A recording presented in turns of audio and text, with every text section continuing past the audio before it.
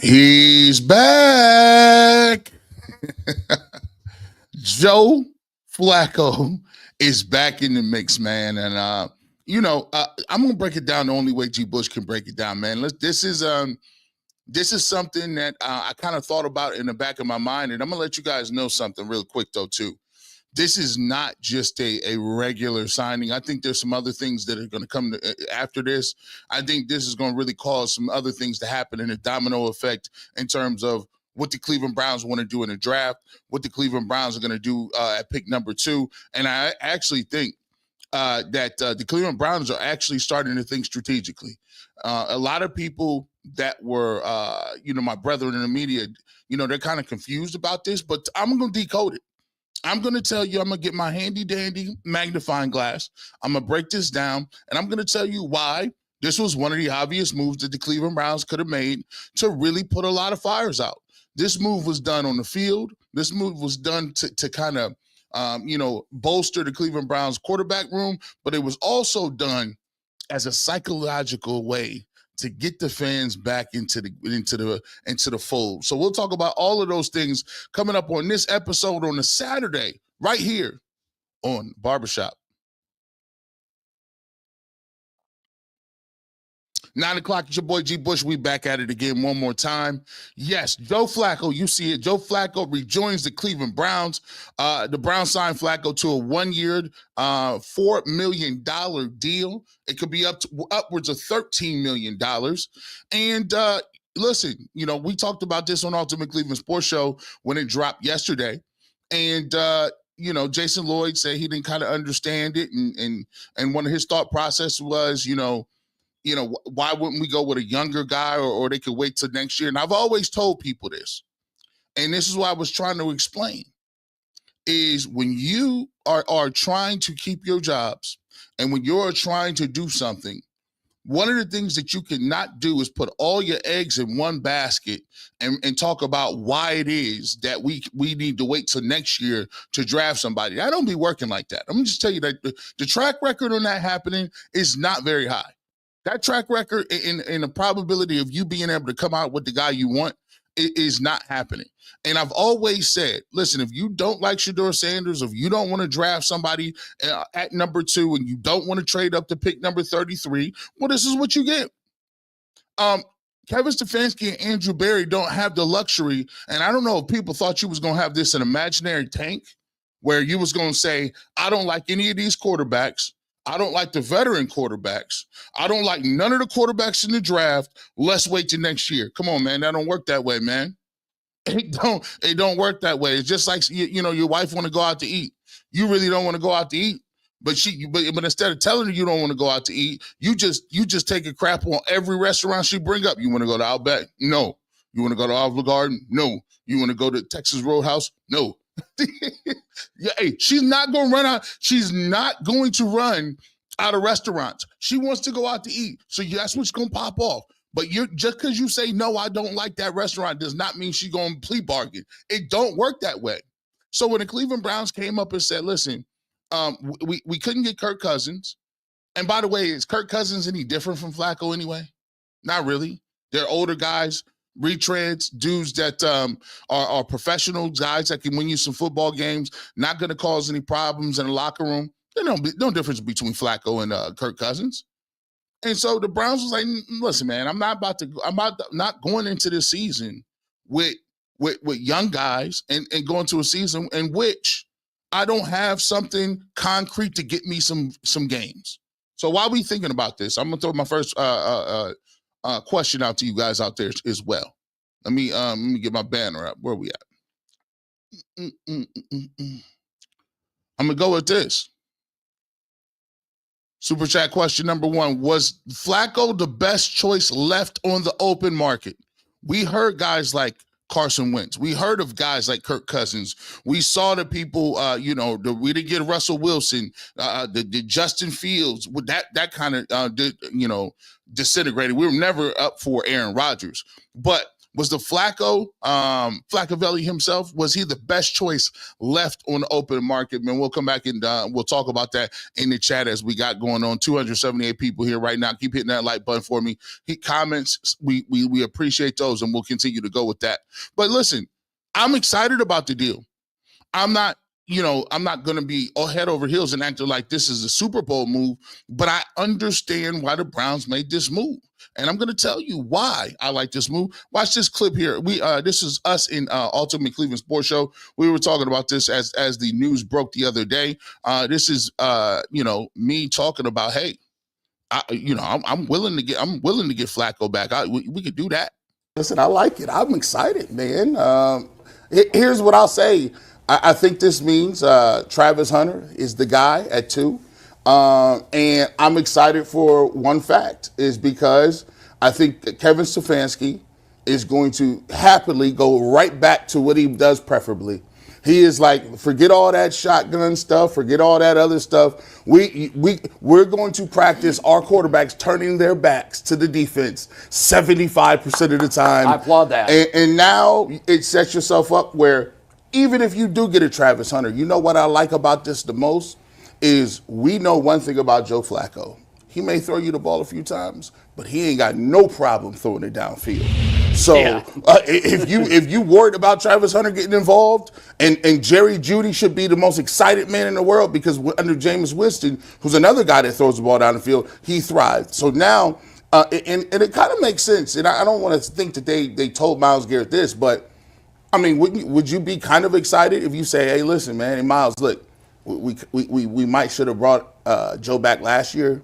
We tripped a little bit. We brought him back this year, and we're going to get you another young quarterback. So, listen, remember, you had a pretty good time on a Thursday night. Remember that?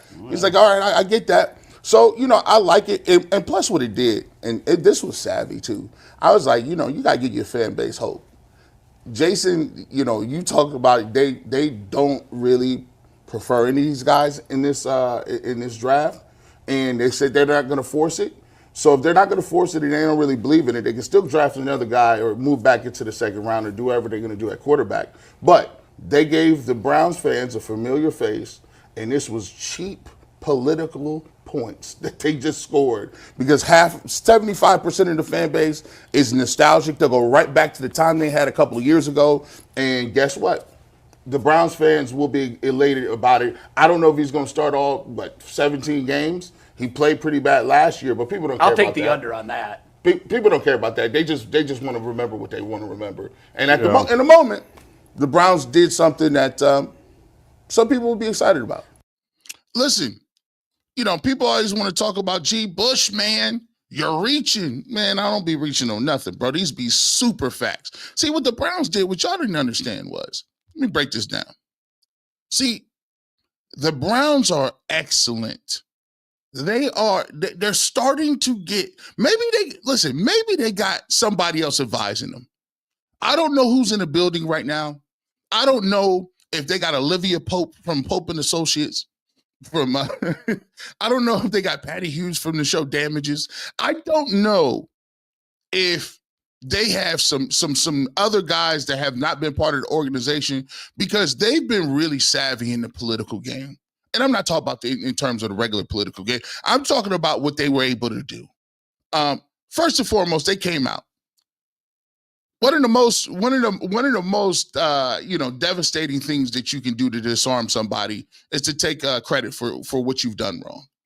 If you just come out and have you ever seen somebody be like, you're in trouble, and the first thing you do is before they can even get to what you did, you just be like, listen, I already know what you're going to say, and I'm ashamed of myself. It's on me. It's me that messed up. It wasn't you. I take full responsibility for what I've done. And if you want to blame someone, blame me. And that was what Jimmy Haslam did a couple of weeks with Deshaun Watson. People was like, oh, wow, this is a refreshing thought. The Browns came out and said, man, we missed on that trade, right? Then they come back. They signed Joe Flacco. Basically, you admitted that you probably should have kept Flacco the year before, right? Is that what you pretty much admitted by saying that you signed him? That's no foul here or there, right? So now you bring back Joe Flacco, and what you've done is say, all right, Well, let's move on from something the fan base does not like to see. Also, let's bring back a familiar face, someone that you had a really good time with, someone that you saw run the offense, somebody that led you to some playoff games, even though you didn't play it well in that playoff game, but it's somebody that you brought on and fans remember fondly, right? And what it does, it stops you from going down this drain of spiraling into a point where you're just like, I don't like nothing about the Browns. I don't like the colors. I don't like this. I don't know what they're doing. They've made some things, some political moves that have actually given them some cover. They signed Myles Garrett to a long-term deal. Who cares if he was upset for a couple of minutes? They signed Myles Garrett back. They got him back into the fold, right? So when you look at the situation, and they get Myles Garrett back into the fold, they say, listen, the Deshaun Watson thing was on us. If you want to blame us, do that. And then you go back and you get a quarterback who the fan base has a affinity to, who you know can play football, who can throw the ball downfield.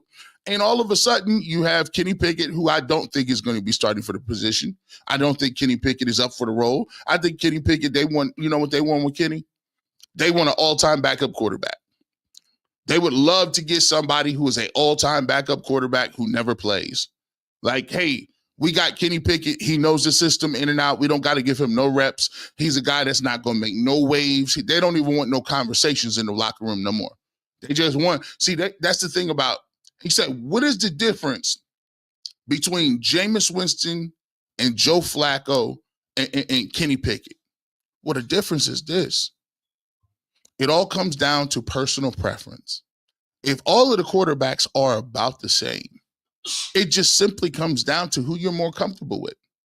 Kevin Stefanski is an individual that does not want too much conversation. As a matter of fact, Kevin Stefanski is a man of very few words. He would prefer that his locker room, his quarterback room, are men of very few words. Unless you're going to be a superstar. If you got superstar talent, you can say whatever you want to do, however you want to do. But just take a look at the way Kevin Stefanski has operated with people in the locker room. Jameis Winston is the same as Joe Flacco. You know the difference between the two? Joe Flacco don't say no words. And Jameis Winston, when he does say some words, he's inspiring. But people could be like, I don't know if I want my quarterback talking on that much. Now, mind you, I ain't got no problem with the way Jameis Winston handles himself. Actually, I prefer it. I like what he brings to the table. However, I'm not the head coach of the Cleveland Browns. Joe Flacco brings a sense of, we ain't talking about none of that nonsense. He knows how to handle all your questions in the media. He's going to answer all this right stuff and deflect. Same thing with Kenny Pickett. He's going to be able to do all that good stuff, right? So what you want to do is, if you're Kevin Stefanski and you look around, you say, first thing I want to do is I want to calm the audience. I need everybody to be calm, cool, and collected. All right? So now let's get some guys in there that people are familiar with. And first and foremost, guys that I know are going to be able to execute what I want to execute. And if you want to ask what they execute, look no further than this. Down at the Jet 48. Underneath center, Flacco, he fakes it. He's got Hankins wide open down the field. He caught it at the 25, at the 20, and it's a first down. What a fake by Flacco! Joe Flacco wheeling and dealing, already 202 yards against an elite pass defense. Just having watched Joe now, he battles like crazy. He does stop. He's doing a nice job of playing within himself and playing within the scheme, but he's also making plays. And there were a bunch of plays that he made tonight that were key. And it will be 3rd and goal now from near the 8-yard line. 180! Listen up! In the backfield, Jerome Ford. Flacco to throw, looking left corner. That's there! Touchdown! It's Elijah Moore! From one former Jet to another former Jet. And the Browns lead 26-7. Yeah! Let's go! Yeah, that's why they brought him back. Yeah, that's kind of why they brought him back. And by the way, that ain't gonna be Elijah Moore. That's gonna be Travis Hunter catching the football. See, that's the thing I'm talking about. That's the thing I'm talking about. Because look, one thing about Joe Flacco, he has the same beard as Kevin Stefanski. They got the same haircut. And they love that play action game. You see what I'm saying? And this goes back to for we talk about the reason why the nature of why they go and do what they did. Why did you go back and get Joe Flacco?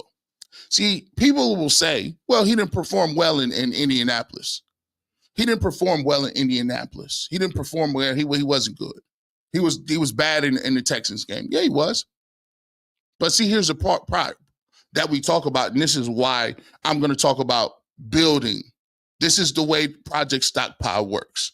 I'm going to show you in real time why Project Stockpile is what it is and how we move with that. You got Joe Flacco. You saw what his skill sets entail. What you do is you go into this draft, and I believe that this draft tells me one thing. This draft is telling me a lot of different things, man. We still going to that draft. And the first overall pick that we taking is Travis Hunter. And now watch this. You got Joe Flacco, still got a strong arm. You're going to run that play action. And now, instead of Elijah Moore being out there, you're going to have somebody like Travis Hunter moving around, right? Think about it. Also, what better way to teach Travis Hunter which routes you want him to run, where you want his landmarks to be, but by working with a veteran like Joe Flacco. See, here's the problem with sometimes when you have a rookie situation, sometimes you got a rookie quarterback and a rookie receiver, and both of them going to make mistakes. So when the rookie, you don't really know whose fault it was, the rookie quarterback or the rookie receiver. And sometimes they're going to do bad stuff at the same time. But when you got a dude like Joe Flacco, right, and Travis Hunter runs the wrong route, or Travis Hunter is not where his correct landmark is, or Travis Hunter, whatever the case may be, what better person to go up to and understand the game and understand that than Joe Flacco? And when you're bringing somebody in, as Kevin Stefanski always says, you're supposed to always believe that you are the guy. You're supposed to always believe as a coach and a play caller that you can always get the most out of everybody, and that includes Joe Flacco. And as you can see in those highlights, Joe Flacco thrived in that offense. Now, he's going to make some mistakes and he's going to throw some interceptions. That's just what it is at this point. But what better way to see your talent, to see guys develop? Jerry Jeudy, I was worried about Jerry Jeudy because Jameis Winston is a gunslinger. He don't care. He's going to throw the ball up to him. He's going to give him an opportunity. And when Deshaun Watson was playing quarterback, he was not giving him the opportunity. He was holding onto the ball too long, was not getting him the rock. So when Jameis Winston came along, I said, okay, Jerry Jeudy, he blossomed. He turned into a guy that looks like a number one receiver. So now you bring Flacco in, it's the same type of guy.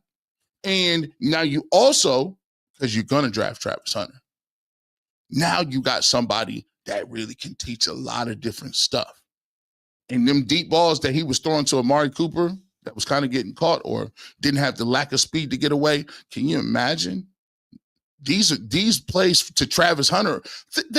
See, this is going to be play action. A lot of people don't be understanding. That play action game, and you got Travis Hunter running underneath, and you got him moving around, you got to respect the deep route. You got to respect all the routes now. And now you got a guy that really excels in the intermediate passing game. It's just, I'm just saying. I'm just looking at it for what it is. And by the way, Cam Scatterboo was in town the other day. I'm a Scatterboo fan.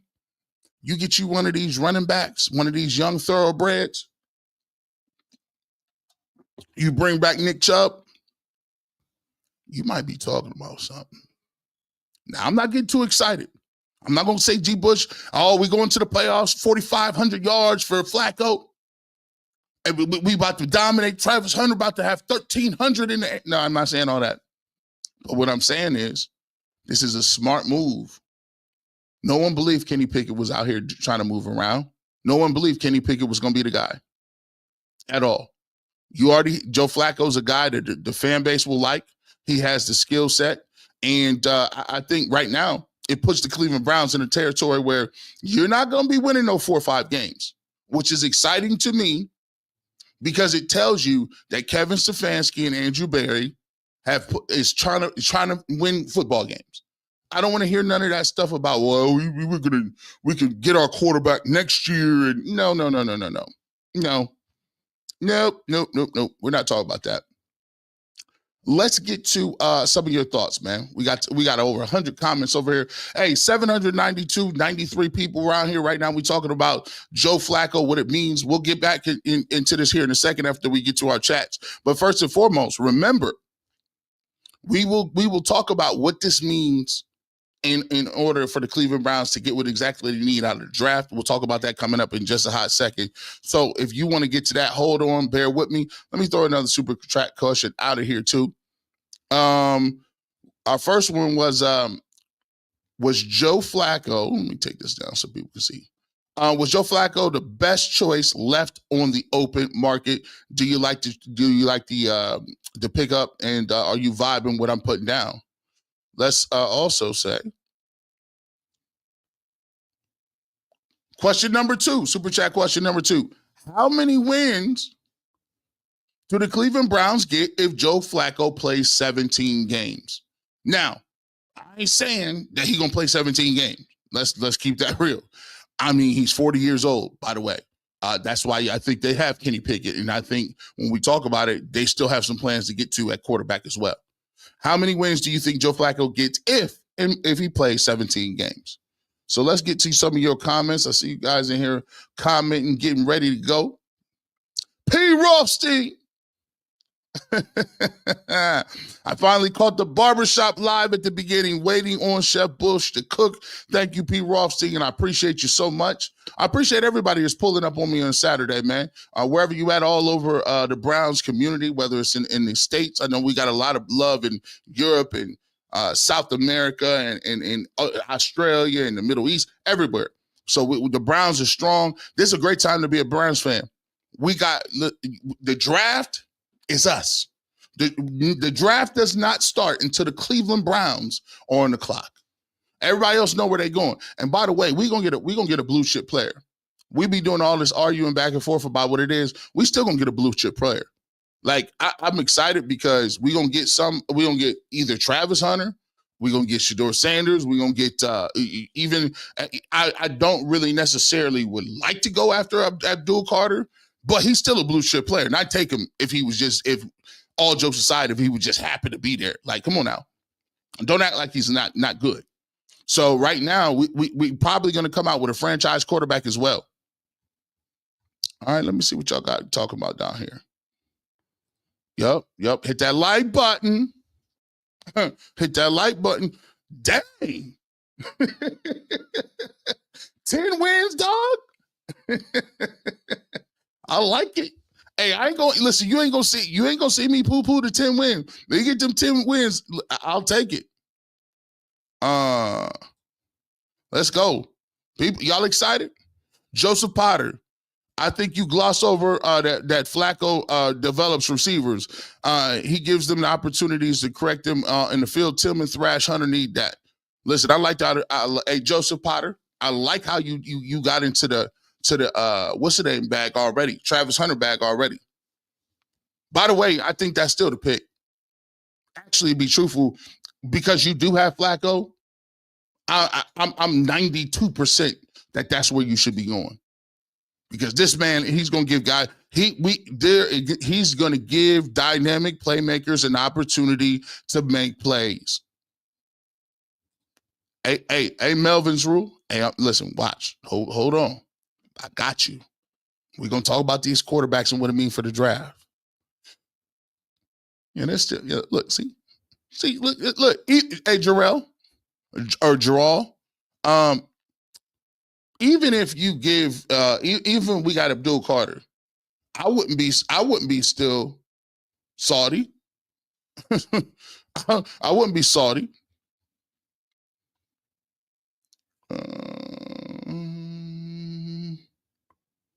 Let's see. Rick Moss. Why do I keep hoping that you bring the barbershop back to 92.3 The Fan? Well, some things, man. some things, everything's got to evolve, man. Everything got to evolve a little bit, man. No disrespect to 92.3 The Fan. I still do shows. I was just over there with Lyman doing the show the other day, man. So shout out to all my people that listen to me on The Fan. You can also listen to me here. I'll be here. I'll be a lot of places, but I appreciate you anywhere you pick up on me, man. So I do appreciate that. Let me keep going here. J614. I watched the American Dream video and it's inspirational. Keep up the good work. It adds perspective when I'm feeling down and out sometimes. God bless. Amen. J614, man, I appreciate you checking out. And if you guys don't know what he's talking about, is called The American Dream. And it's a documentary that I shot and financed and produced on my own, including with one of my, I don't even call him my friend. He's my brother, Rashad Polk. He does all of my film. So we shot Lefty's Cheesesteak. We did that. If you haven't checked that out, that's on my site too. And we shot a documentary, and we did it probably about 5 or 6 years ago, during the pandemic. And I shot that documentary just to see, because I wanted to document where I was at during that time period. I was really down because I felt like I was putting in so much great work in the industry, and I still wasn't a full-time associate. Like I just put I would be doing all these videos, and I still had a 9-to-5 job at the time, and sometimes I would just go to work from 9 to 5 or 9 to 7 or whatever the case may be, and then I would work 7 to midnight at the Fan or doing just whatever the case may be. And I just felt like I just never got a real opportunity.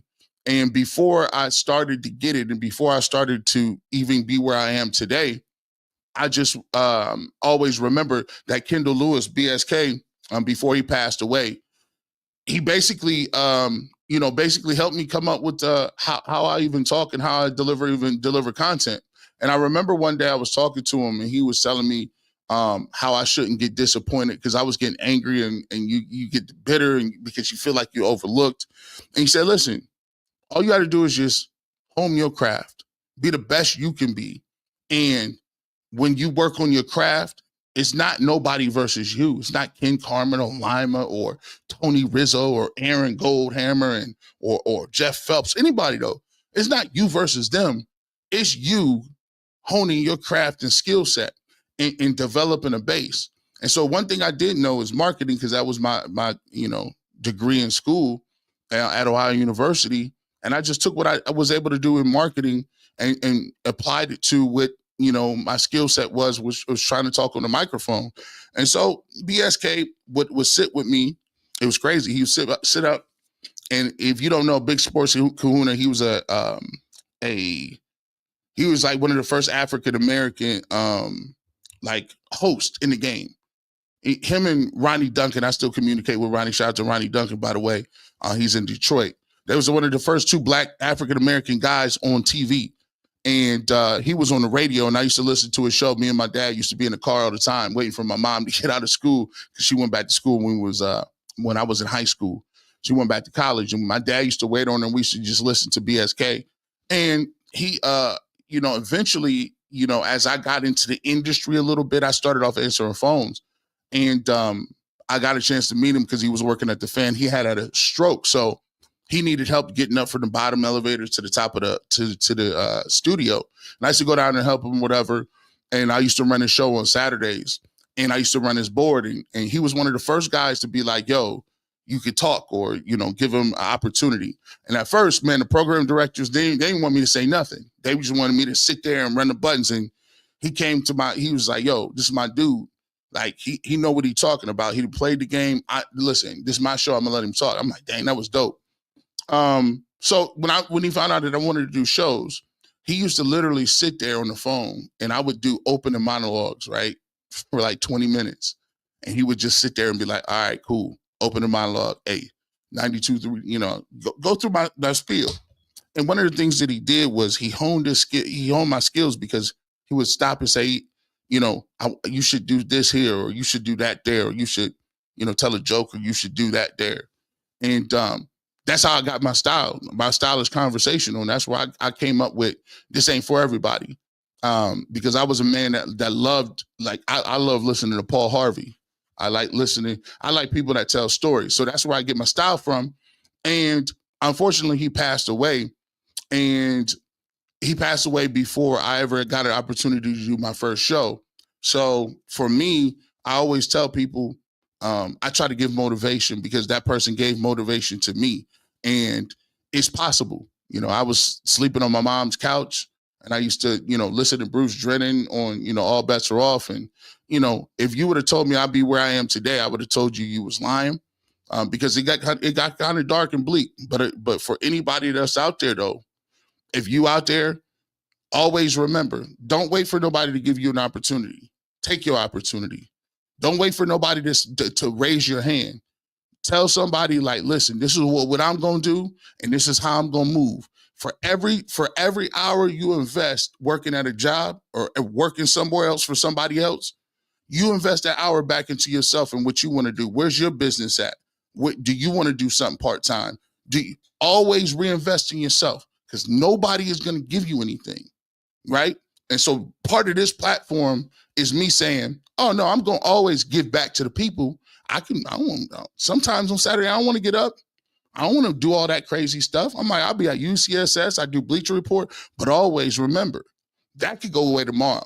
I wake up and they say, I don't like G. Bush at all. But that's why I do the barbershop, because it's something that I pour into myself, and it's something that I give for the people. So long story short, and y'all probably didn't even want to hear none of that, that's what he's talking about with an American dream. And thank you so much, J614. Continue to grind, and I appreciate you. No, that was long.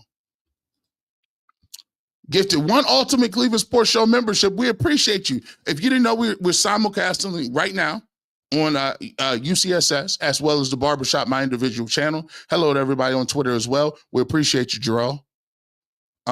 P. Rothstein, I've been in South Florida working since February. G. Bush and UCSS keeps me informed. Hunter at 2, trade back in the first round, get the quarterback. We need a running back, bad fam. 10 to 11 wins. We appreciate that, man. We're going to get right off into this. We're going to get back into the draft because, listen, this does not prohibit, nor should it, the Cleveland Browns doing what they need to be doing. Hold on. We're going to get right back to that. P. Rothstein, Kendall Lewis is the reason I love sports talk. Shout out to you, my man. He know. Jeremy Long, thank you so much for the $2 super chat. We appreciate you. We try to get to your super chats off top. We try to give those people an opportunity. Let's get back to the comments. When we get back, we are going to keep this thing moving. Let's get to this. I want to do this.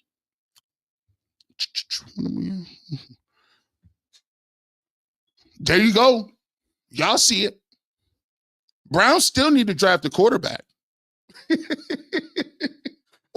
You thought I was going to give you that long monologue? Nah, bro. We still need that quarterback. And a quarterback they will take high. And this makes perfect sense. Bear with me right now. Let me cook. So you got Flacco, right? We've talked about what that means for the rest of your receiving core. You draft at number 2, Travis Hunter. You now have Jerry Jeudy and Travis Hunter. Cedric Tillman, get your life together. I like what you did in a couple games last year, but you had a concussion late. Get your life together.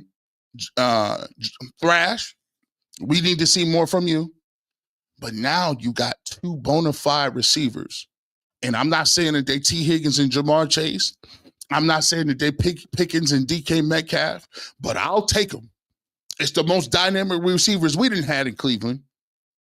And now, what you afford yourself the opportunity to do is what you were supposed to do to start with. Draft a quarterback. I talked about it. People laugh at me. Oh, my gosh, I put this on Twitter. I said, listen, man, the Browns need to get back up, jump up, right back into that first round at 15, get right where them Falcons is at. People laughed. G. Bush, you're delusional. Our friend in the barbershop topic say, don't think so. Because 3 days later, that man had the same mock draft that G. Bush did. The Cleveland Browns are moving up. Moving up. to get with the Atlanta Falcons to get back in contention to take, guess what? Shedeur Sanders. Remember where y'all heard this before? Remember what I told y'all last week? I said, if you can get Shedeur Sanders and you got Travis Hunter, come on. Come on, dog. Come on. You ain't excited? Where the haters at? You ain't, come on. You talk about the chemistry. You talk about, that's box office. And guess what? You can even put that, Joe Flacco, him playing 17 games, I don't think it's going to happen, him playing 17 games like that. Joe Flacco, he's been known to fall off a little bit. But if you can get Shedeur Sanders to learn behind the Joe Flacco, to understand the art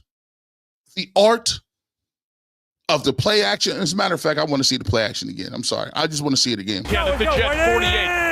I'm sorry. I got to see the play action. Flacco, he fakes it. He's got Akins wide open down the field. He caught it at the 25, at the 20, and it's a first down. What a fake by Flacco. Joe Flacco wheeling and dealing already 202 yards against an elite. Man, before I get to rest in peace, Jim Donovan, man, that hit me kind of hard, bro. I'm like, dang, bro, that's Jimmy. Man, I'm sorry he didn't get a chance to see this turnaround. There's so many of our good dudes out there, Les Levine, BSK, Jim Donovan. There's so many of the good dudes out here. Shout out to Matt Lodi. Shout out to it's just so many different people, man. But let's keep it rolling. Pass defense. Just having watched Joe now, he battles like crazy. He does stop. He's doing a nice job of playing within himself and playing within the scheme, but he's also making plays. And there were a bunch of plays that he made tonight that were key. And it will be 3rd and goal now from near the 8-yard line. 180! Listen up! In the backfield, Jerome Ford. Flacco to throw. Looking left corner. That's there! Touchdown! It's Elijah Moore! From one former Jet to another former Jet.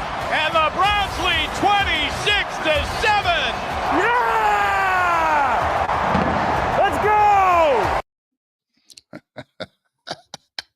Hey, that feel good, don't it? That feel good. You can't lie. Them scoring drives, you can't lie, bro. Them scoring drives, yeah, let's go. Hey, listen, even Joe Flacco, even your celebrations are dry and lame, but we mess with you. I like it. We mess with you, man. That's what Shedeur Sanders need to be sitting behind. Learning the art of the misdirection, the art of the play action. And you can get that done. Let's talk about Jason Lloyd. We talked about it. Todd McShay says, you need to get back up to get Shedeur Sanders at 15. Is that a possibility? We'll see.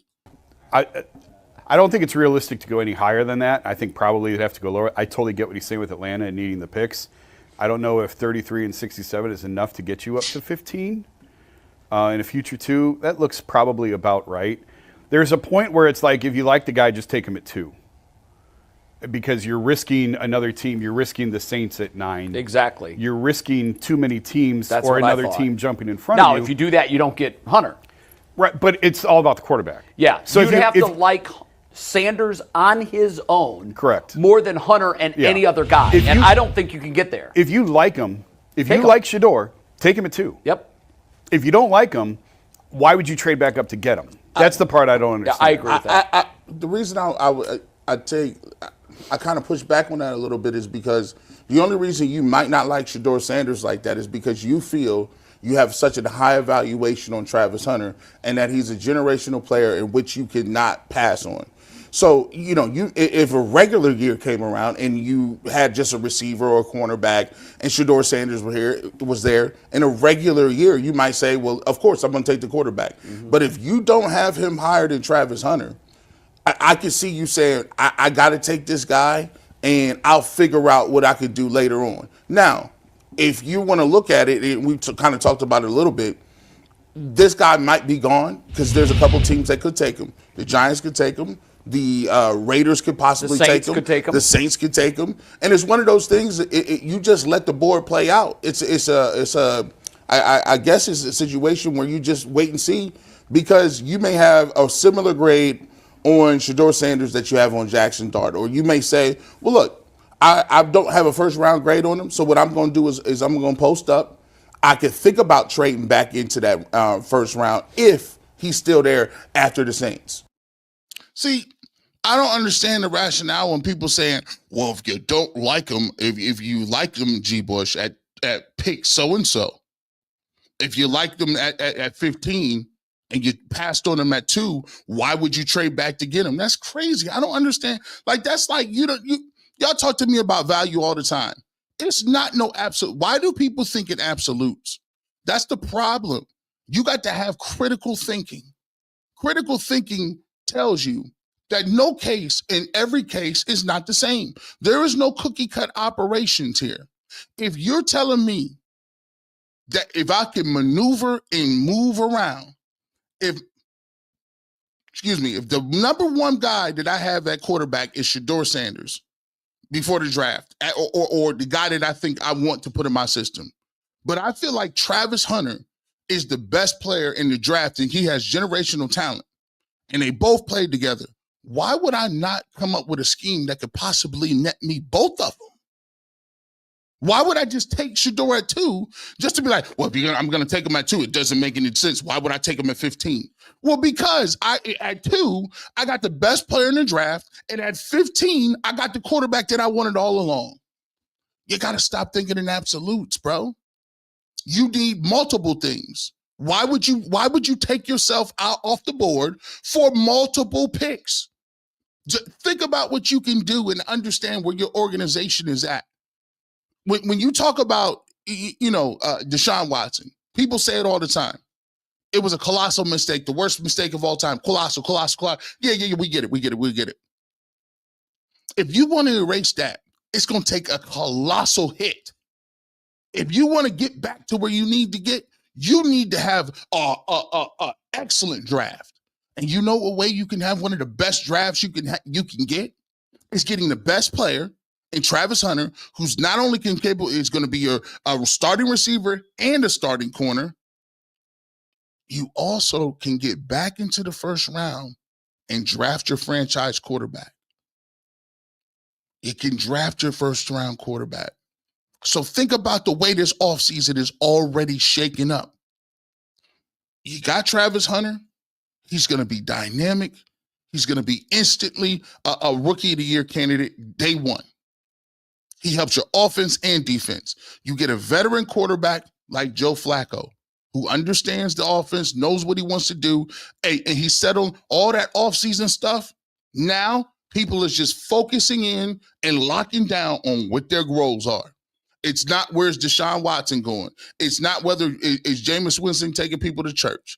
It's none of that. It ain't if DTR is actually still a guy that's viable. No, it's Joe Flacco. You know what we're getting. It's boring, and we're going to settle all these waters.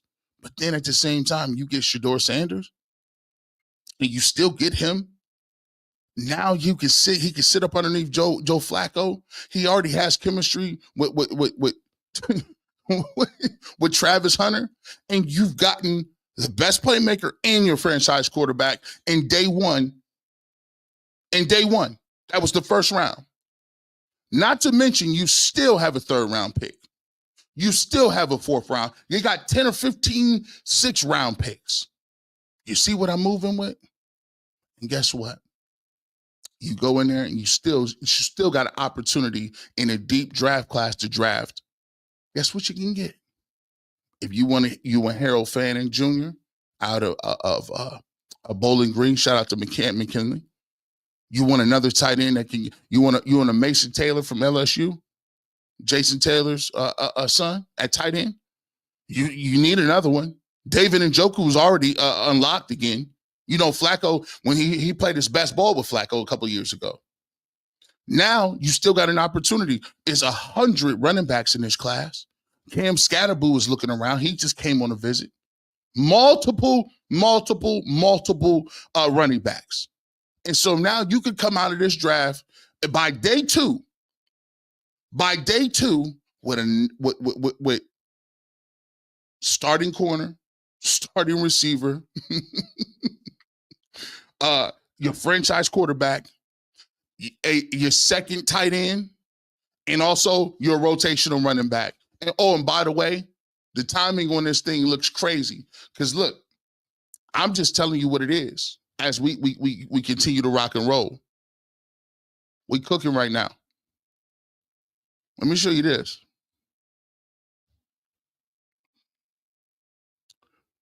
You see, this could be a smoke screen. Let me explain. When you're talking about the smoke screen that it could be, here's what we're looking at. Joe Flacco, ask yourself this. I want to know. Let me throw a couple questions out to you. Let me throw this. No, I'm gonna wait. No, I ain't. I'm gonna put it out there. Super chat question 4. If Shedeur Sanders falls past 15, are you willing to trade up to take him? And if you don't want him, let me know what your alternative is. Super chat question. If Shedeur falls to 15, are you willing to trade up to get him? And if you aren't willing to trade up to get him, what is it that you have in mind that you would like to stick with and pass him over with? Okay? We're going to leave that out there. But let me get to this. Speaking of Shedeur Sanders, now when you talk about Joe Flacco, ask yourself about the timing of this. You released this about a couple of weeks ago to this draft, right? About a week or so. Why would they take Flacco? Why would they take Flacco now? Why wouldn't they just wait to figure out what they're going to do in the draft and then Flacco? Nobody was beating Flacco's doors down. Why now? Why a couple of weeks before the draft? Well, it's obvious, isn't it, boys and girls? See, what they're trying to do is they're trying to signal to other teams, man, we don't even like Shedeur like that. We don't even like Shedeur like that, dog. Look what we did. We just went and got Kenny Pickett. We traded some picks for him, too. We just signed Flacco. We told y'all Kenny Pickett was he's going to compete for the job. And we got a veteran quarterback in Flacco that was playing. Okay. They're trying to signal so tough that they have no interest in Shedeur Sanders and the ship has sailed. We're drafting Travis Hunter. We are off and running. We ain't even worry about it. Not so fast, my friend, Cleveland Browns. You may be slick, but you're not that slick. The crystal ball is out. What you're trying to do is you're trying to put that clock right on the Giants. And let me tell you something. From all else, from what it looks like, Abdul Carter been in with the Giants like 6 years. Abdul Carter just keep going back for visits. He's done like 10 visits with the Giants. Remember what I said about the blue chip guys. You make them make the pick. Travis Hunter, that's off the board. Cam Ward, off the board. Giants, you gonna pass on Abdul Carter? I don't think they will. That's the first spot. Browns is telling people we ain't even that interested like that. I think they're trying to cause the slide. I think they're trying to preemptively cause the slide because now if the Giants don't take him and they probably going to take Abdul Carter, where's the next place he can go? What we talk looking at the Raiders? But the Raiders already got Geno Smith. Gave him money. He's not going there. Why would you do that? Okay? They're looking at Ashton Genty. Where's the next place you can go? Number 9 to the Saints, right? You know? But they do got Spencer Rattler. And if they really don't like this class, I mean, they need other positions to fill. Could the Saints take him? Sure. But I mean, Derek Carr is going under surgery. I think he has a shoulder injury or something. But there's also people that are in play at that position too. Jackson Dart, they love Jackson Dart. He's from Ole Miss. He's already down there. I would not be surprised if some team said they had Jackson Dart rated higher than Shedeur Sanders. So that's the first point. That's the sticking point. If the Saints do not draft him, it can get ugly. If the Saints don't do it at 9, I don't see him going. I don't see him going inside the top 15. And then you get to number 15 with the Falcons, who, by the way, have like 4 or 5 picks in this draft. They're one of the teams that have no mid-round picks. So they're thirsty. They would be thirsty to get somebody else in there, right? To get some picks. And then you have it. They're at 15. My goal is I got to get ahead of the I can't wait to the 24s and all that good stuff. I need to be ahead of the Pittsburgh Steelers because I'm not trying to get the Steelers anything that they want. I'm not doing that. I want the best quarterback available left on the board. And then that leads us to where we are today. I'm telling you, the Cleveland Browns, this is a smokescreen.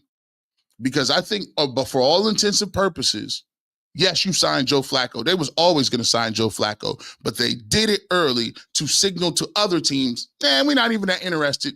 Y'all can take Shedeur if y'all want, in hopes that he falls.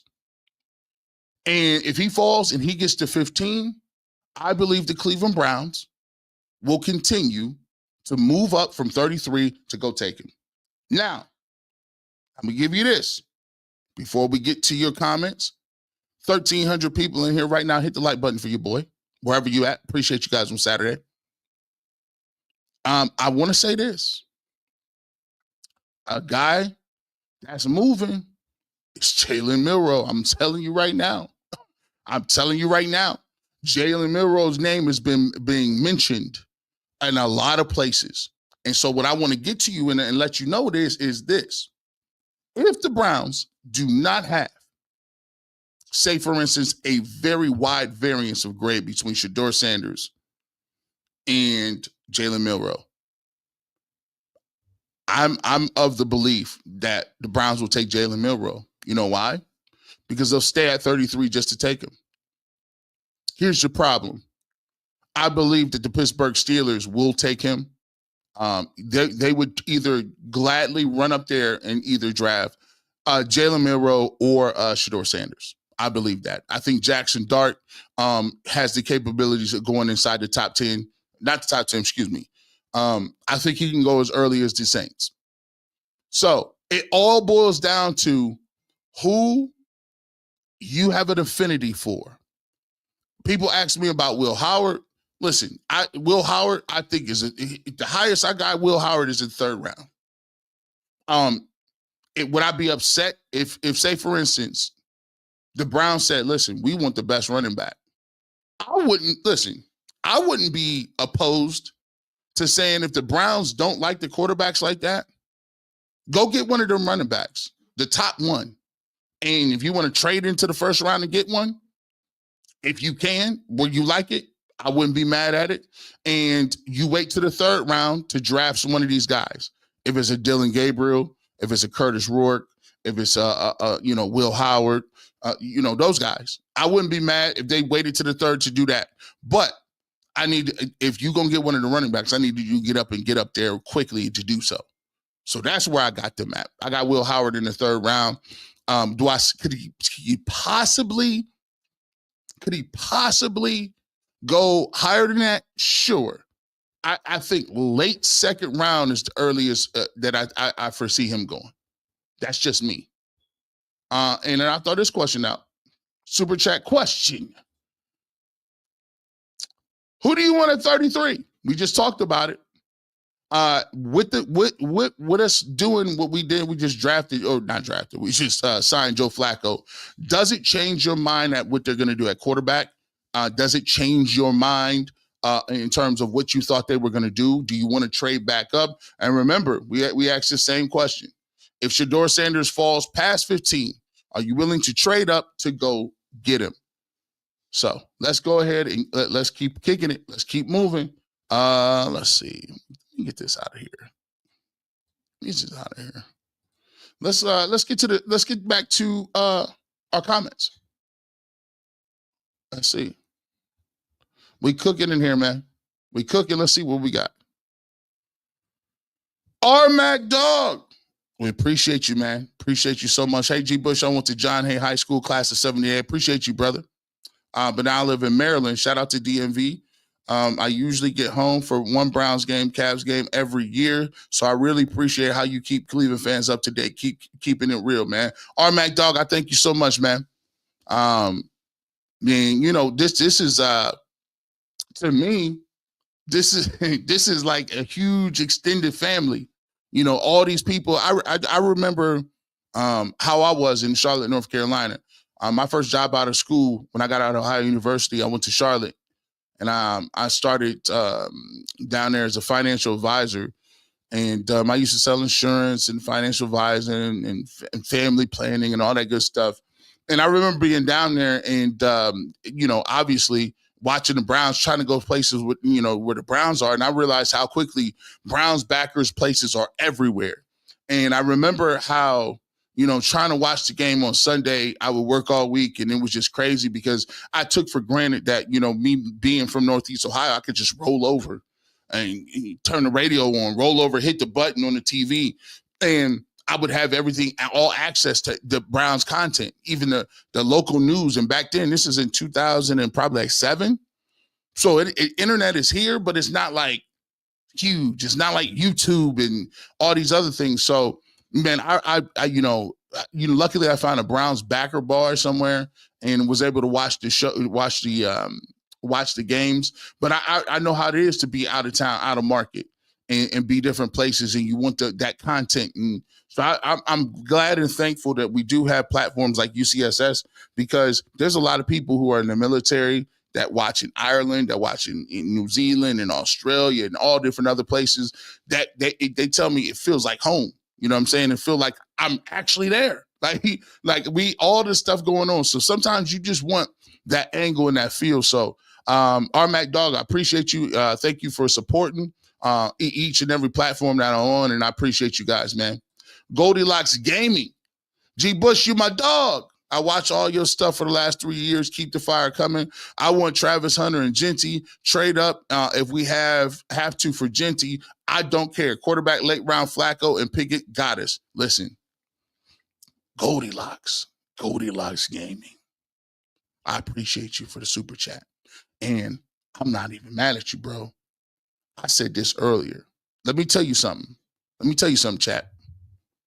Your boy, Ashton Genty, is a monster. I don't know if I gotta, basically devote time to talking about how bad of a man this guy is. But I can't do it because I just don't think the Browns are going to have the ammo to get him. But Ashton Genty is a bad dude, bro. The way he runs through tackles, he's sneaky fast. I mean, he runs away from people, vision. He's playing at Boise State. He's not playing at Texas. He's not playing at where else? He's not playing at Michigan or Ohio State. The dude playing at Boise State. And the dude is go watch him play against Oregon. Go watch, man, listen. This dude is nasty. If any way, shape, or form you have the ability to get Ashton Genty and Travis Hunter, greed at the highest levels. Greed. Listen, I'm for it. I'm for it, dog. Hey, in that case, we'll pick him in the 3rd round. We'll figure it out. I am not mad at that at all. Not at all. Scott A., we need to draft 2 running backs and a tight end in this draft. I would even trade a 4th for Breece Hall. He's a home run hitter. See, I'm telling y'all. See, this is what you got to be reminded about. Let me pull this down. I need this. Let me see what this is, man. Hold on. So y'all, we can y'all real get your money off like that. Let me tell you something. me tell you something, dog. Cleveland Browns is going back to that attack. Trust me. After they sign one of these running backs in this draft, they're going to bring Nick Chubb back. Cleveland Browns are going to be running that attack. And listen, it could be nasty work for a lot of people. I like the moves that they made up front. I like some of these moves. That guard and tackle that they got from the Bears, he's starting caliber.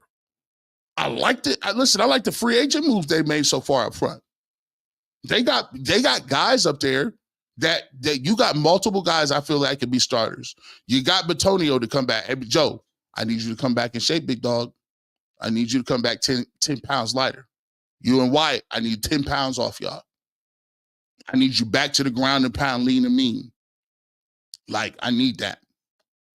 But listen, they're good. And we need a tight end in this draft too. You get ready for the blast from the past. They're going to be in a lot of them 12, 13 personnels. Trust me. And that's why, and guess what? When those 12 and 13 personnels come and guys is getting downhill and running downhill, they got a new offensive line coach. We want to see some of them double teams at the front of attack. We move into the line. Last year, let me tell you something. I harped on that pick for years.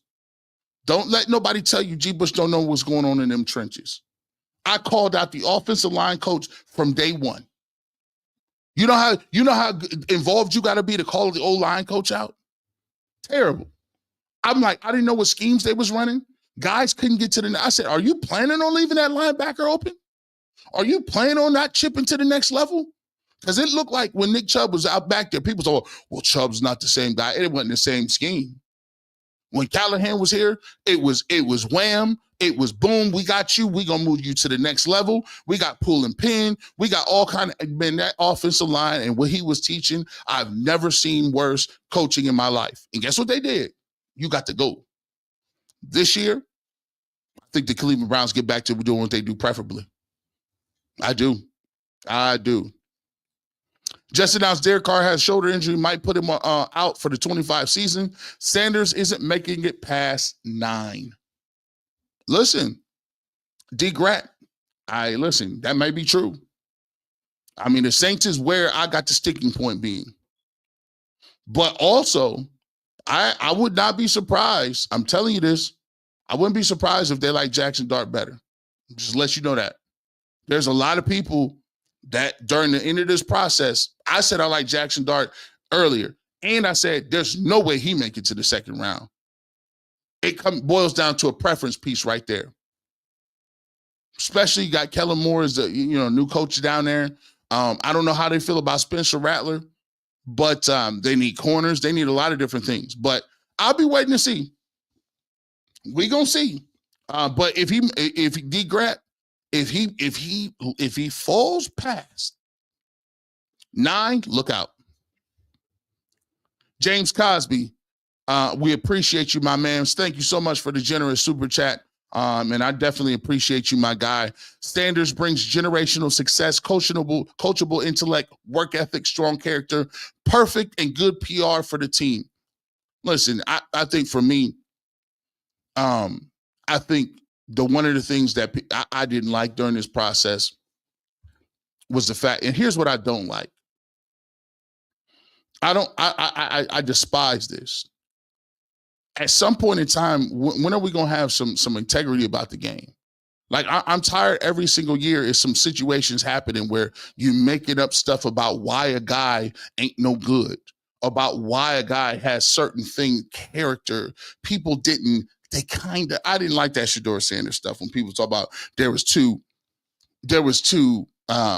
individuals from teams that said that they didn't necessarily think that Shedeur cared too much about what they thought about him. He was just more in there for the process, and he didn't think, not saying he didn't take it seriously, but it was just kind of like, he basically was like, hey, I am who I am type thing. And I'll be listening around. I'm like, bro, y'all need to quit it. It's the same thing every year, bro. You did it with Kyler Murray. You did it with CJ Stroud. You do it. I mean, you've done it in this case with like, it's crazy. It don't matter who. It's always these vague conversations about why there was character but not character issues. There's some things going on but not some things going on. Come on, bro. Like, just say based on what you whether you like the guy or you don't, whether he can play or can he not play. But all this draft coverage of these mythical character issues that really ain't really called out is wild to me. But I want to thank you so much for your super chat. I appreciate you, man. Appreciate you, man. Brett Watson. Flacco was perfect tutor for Sanders. Both throw receivers open, and after 15, we trade up to get him. Hey, bro. I'm letting you know right now. I ain't going to say it's going to be a parade, but let the Cleveland Browns mess around and get this draft taken care of the way they're supposed to get it taken care of. I'm going to just say that. Let them get Travis Hunter and Shedeur Sanders in the same draft. And I ain't even got to start Shedeur off top. I'll put that red shirt on Shedeur in a heartbeat. You sit right here. Don't even say nothing. You post up right here. I ain't even got no problem. I don't have no inkling to thrust him in no game. If we get both of them dudes and we still got capital to get these running backs tight end, listen, the Cleveland Browns, I'm not saying that they're going to the playoffs. I'm not jumping into that bag yet. But you tell me that in about 4 weeks, you tell me if they don't get that pulled off, that they done rehabilitated a lot of their image. Myles Garrett signed. He could have been out of here. Deshaun Watson, they came out and said, you know what? Deshaun Watson, that was a problem. That was on us.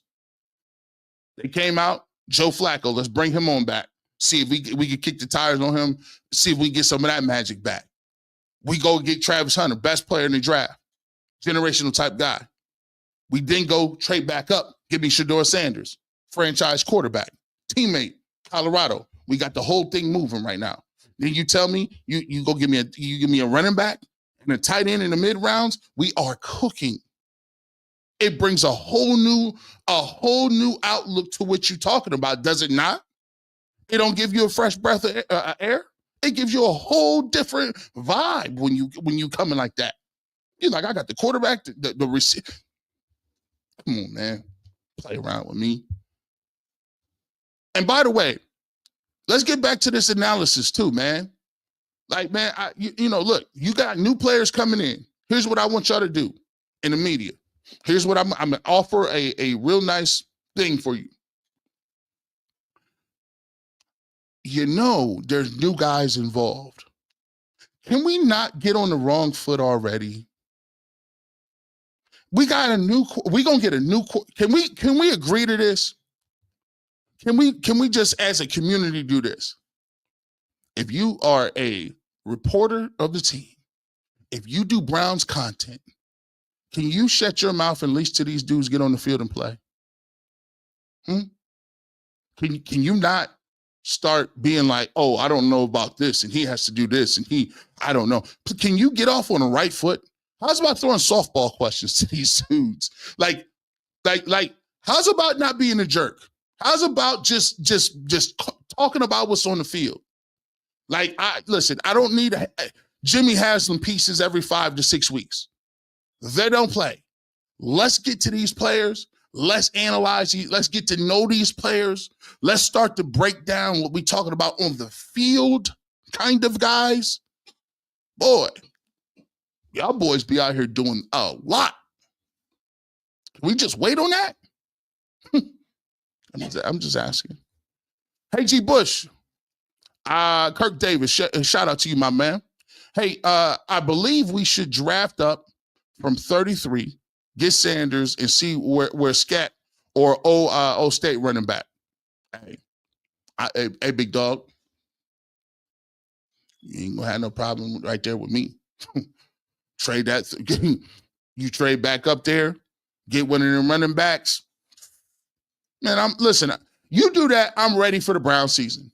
You do that, I'm ready to watch football. Because after this season, and think about where we are a couple weeks ago. Myles Garrett didn't want to be here. We didn't know what was going on. Always talk about stadium news. Listen, in a couple of weeks, if you can get that off, I feel much more happy about watching the Cleveland Browns. We're moving around. Lance Kennedy. You think maybe Kenny Pickett is the quarterback they are developing and rate him higher over quarterbacks in the draft? All right, let's start with this. So first of all, Lance, thank you so much for the super chat. The Kenny Pickett thing is something I didn't see. And I don't want to tell you that you are incorrect or you are right. Because I don't know. I got to wait to see. And here's how I wait to see. I got to go to practice and I got to look and see what plans they got for Kenny. Because I think they like that he's a first-round pick, former first-round pick. I think they like that he has a little bit of pedigree and was playing for a team that is, how do we say it? That were champions in the Philadelphia Eagles. I think that they like that he's younger, on the younger side in terms of a backup. And I think that they feel like he hasn't gotten a good look yet. Now, do I think that they'll bring up? I think Flacco will be penciled in as the starter. They will give some sort of quarterback competition. And if Kenny Pickett comes out there and dominates, I think that they would start Kenny Pickett. Here's my problem, though. I don't think he can beat out Flacco. Because Flacco's arm is too tantalizing. And he does exactly what Kevin Stefanski, his best skill sets line up perfectly with what Kevin Stefanski wants to do. So it's going to be hard for him to really win that job. And I think that they will start their quarterback, whatever they take in this draft, will be the third string quarterback. I think what they're doing is grooming Kenny Pickett for a long, and for some reason the Browns like this. They wanted to see if DTR could be the long-term backup. And when they put him in relief of Jameis Winston, what they realize is he's too volatile to be a long-term backup. Backup quarterbacks got to come in, limited reps. It's like being a relief pitcher. Limited reps. You can't be wild, inaccurate. You can't throw picks, can't turn the football over. And you got to be ready to go, and you're not going to get no reps. You got to come in and know what to do. And he was too volatile, and they were like, listen, we got to find somebody else that can do that. I think they think that Kenny Pickett is that guy, but he may have something left. He may, if Joe comes out here and he gets hurt, I mean, he is 40. You cannot assume anything with somebody 40. I think they'd be comfortable with giving him some opportunity, but I think the third string quarterback is the guy who they draft. By the way, and I have no problem with that. 1,500 people in here, wherever you're at, appreciate y'all. We just rocking. Super chats is coming crazy, bro. I appreciate y'all, man. Y'all doing your thing today. I appreciate y'all, man, on a Saturday, man. G. Bush, would you take Milroe over Natty Champion Howard? Explain that, bro. Howard didn't run a 4.3 and won the title while Milroe was at home. Let me ask you this, Jeremy. I'll give you this, Jeremy.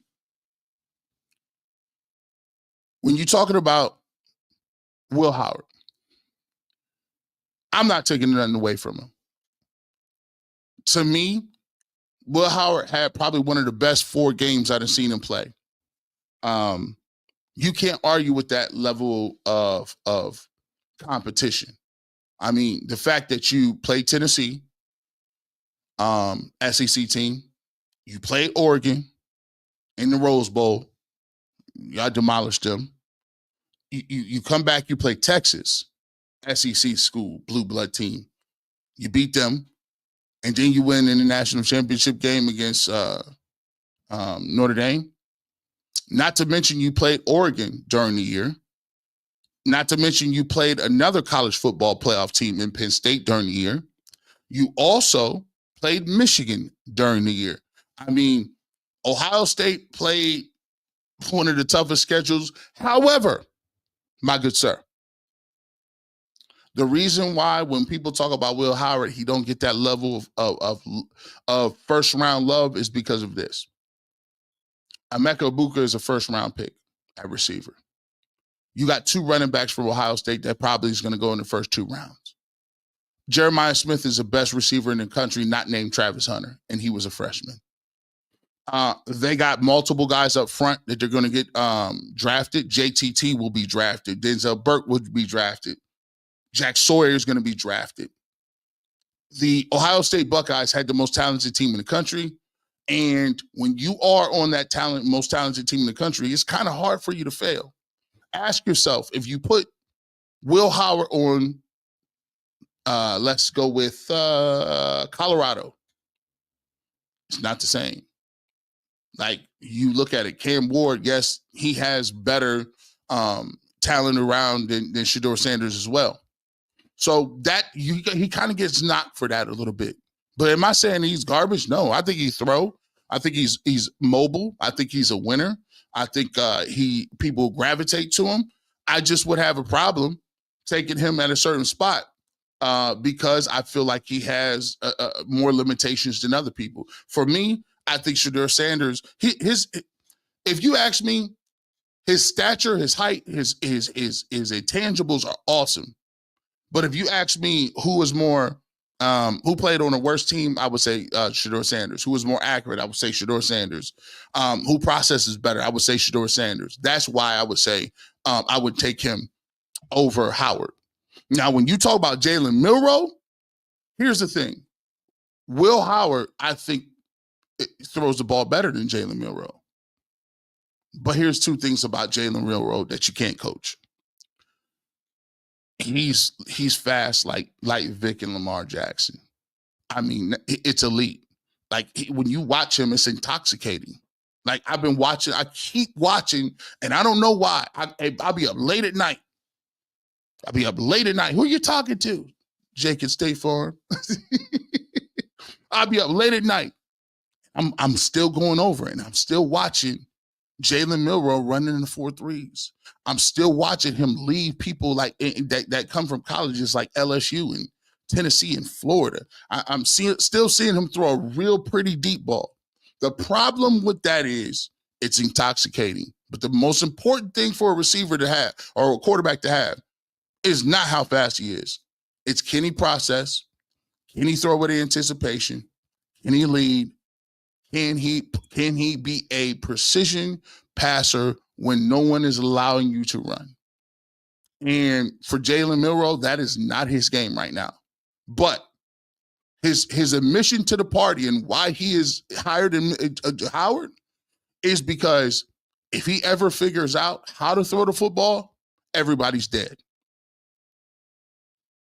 It's the Lamar Jackson rule. People was hoping Lamar Jackson could throw the football. He found out how to throw the football. He wins. He's in the MVP category every year.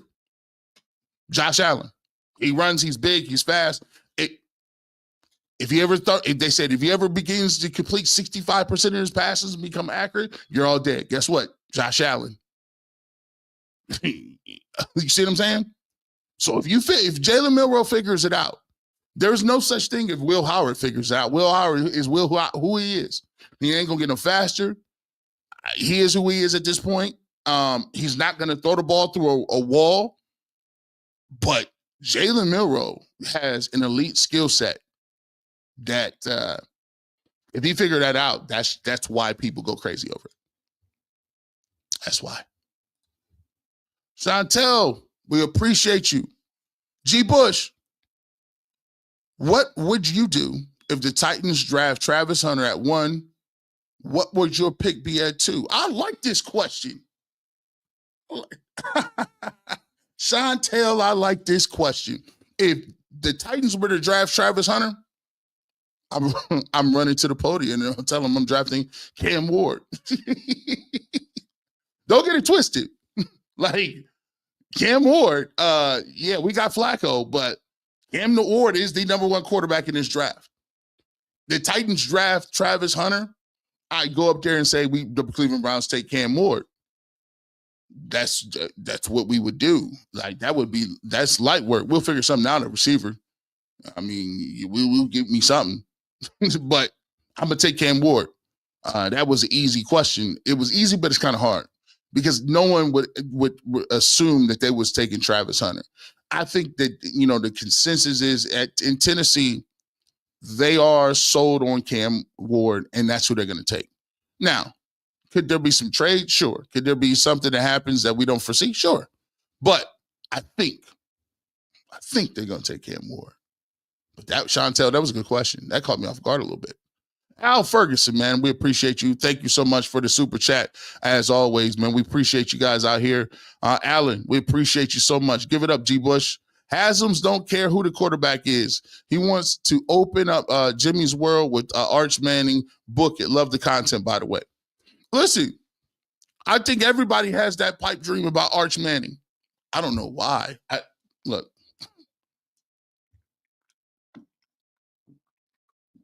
I don't know why.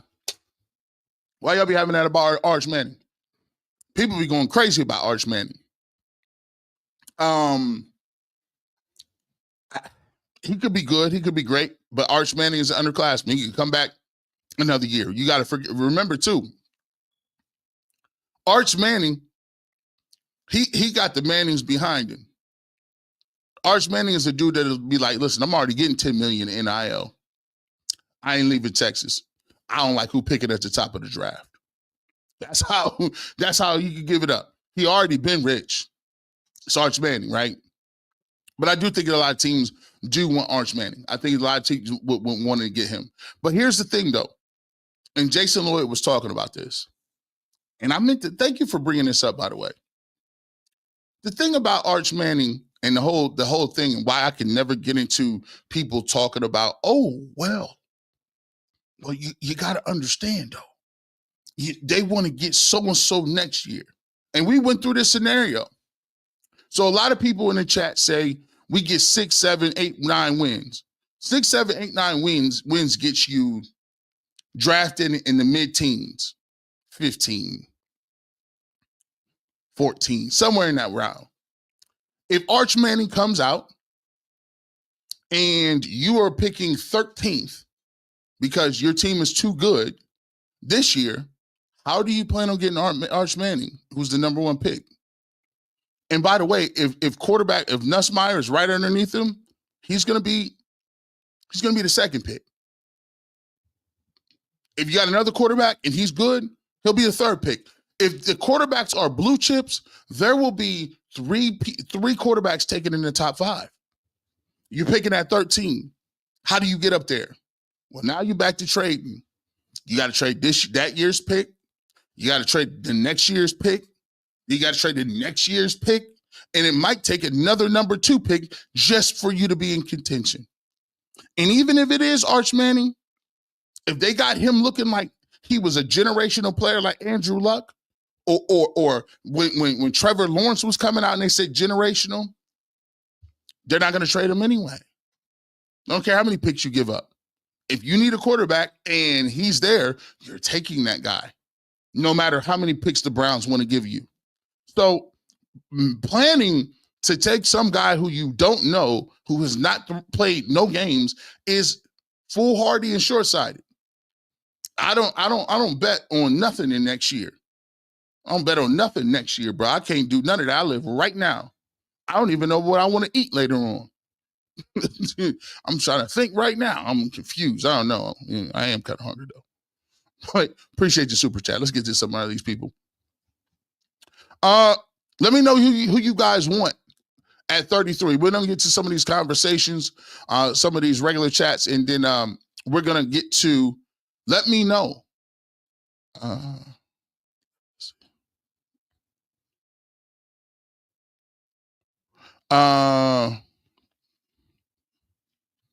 Thomas Howard talks about, I think you're talking about quarterback position. I'm just gun shy on it because we chased after it so many times and it never works out, with the most recent case being Watson.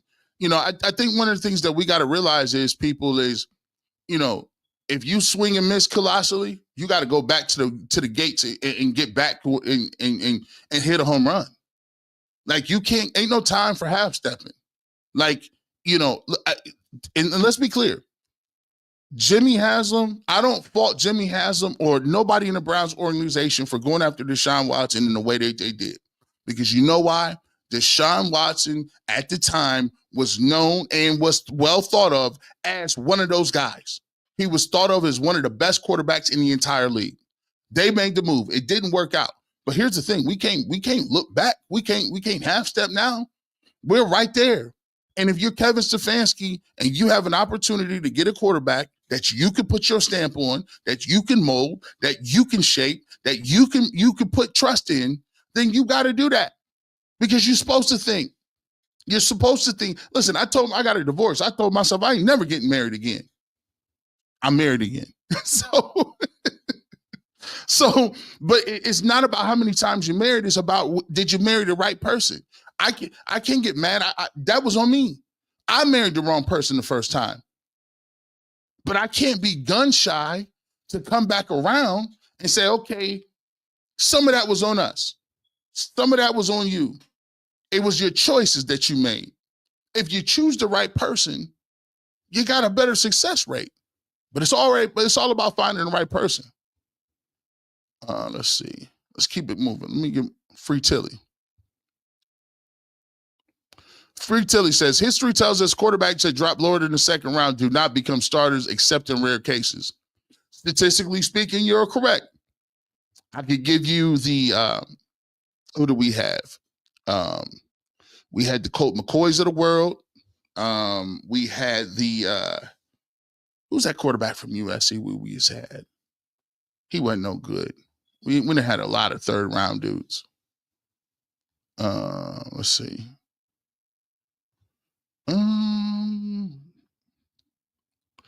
I like Shedeur Sanders, but I like Sanders. I question if he could play in the North. Is Colorado not the North? Is Colorado not like, I mean, I've seen him play in snow. I mean, it's the Rocky Mountains, right? Like, what's the average temperature in Colorado? Can somebody look that up for me? I could have sworn, like, is it colder in Colorado or Cleveland? I don't know. Just checking in from Phoenix. What's up, Buck Rides? I see you, man. Miro is a big maybe. Way too risky beyond the fourth round for the Browns. He is risky. He's fast and risky. Beast Grills, what's up, my man? Let's see.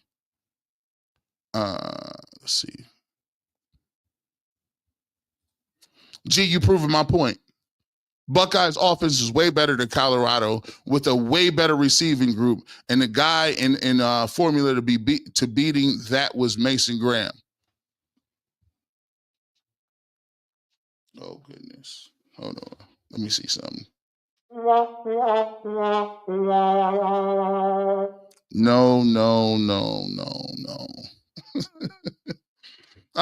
We got the D-line pom-pom waivers in the building.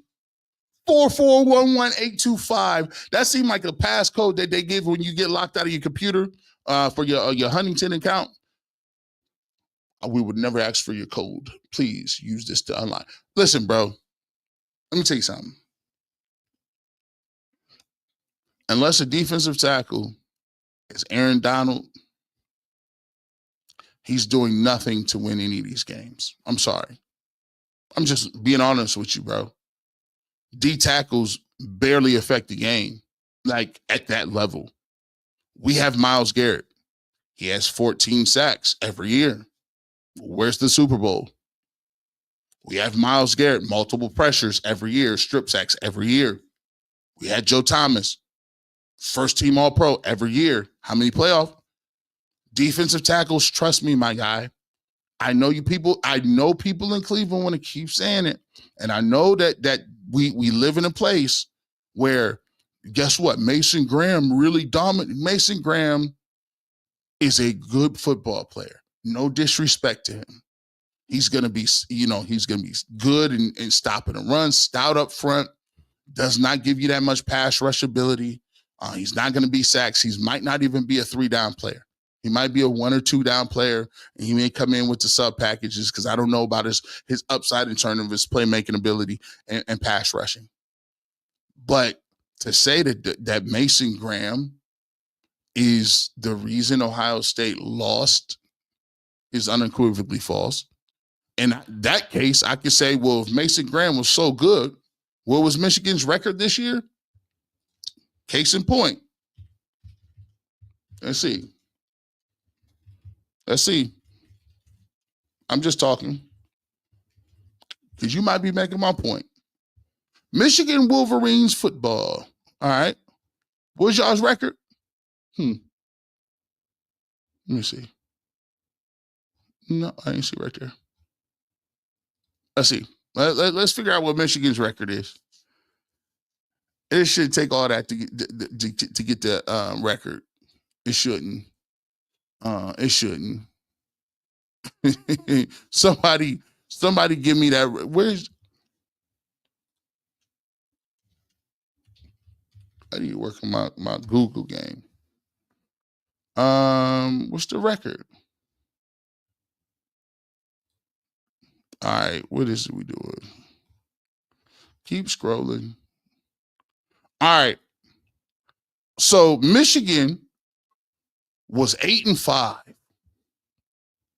They were 5-4 in the conference. Michigan was 8. Stop. Come on, man. You was 8-5?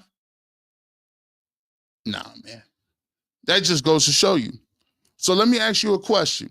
Here's how you know what they affected.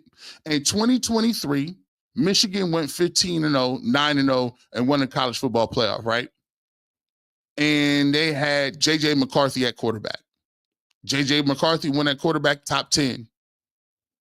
They had a great running game. They did their thing, 15-0. This year, they have no quarterback. None at all. The guy, Orgy, was not good. The other guy was terrible. And you went 8-5.